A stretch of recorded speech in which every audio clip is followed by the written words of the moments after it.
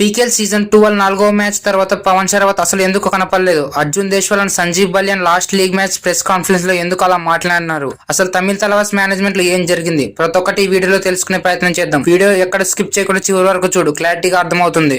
మొదటగా తమిళ Thalaivas management options లో first rider గా అర్జున్ దేశ్వాల్ ని, సెకండ్ రైడర్ గా పవన్ షరావత్ ని తీసుకున్నారంట. ఈ విషయం ఫస్ట్ కోచ్ సంజీవ్ బలియన్ కి చెప్పి కోచ్ ద్వారా పవన్ షరావత్ కి చెప్పించినారంట.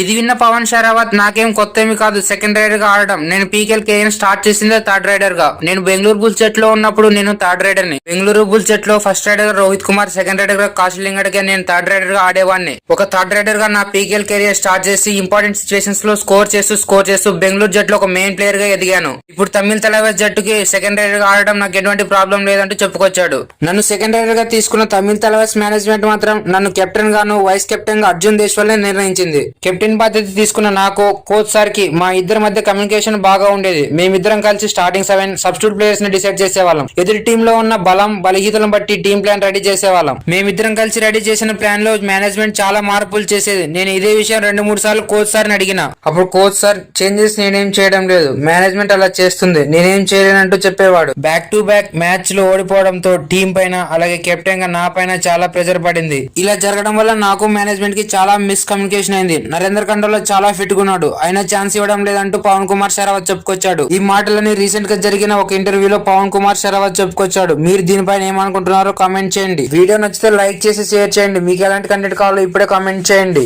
ఇలాంటి అప్డేట్స్ మిస్ కాకూడదంటే ఇప్పుడే ఫాలో మరియు సబ్స్క్రైబ్ చేసుకో. మళ్ళీ కలుద్దాం. Thank you.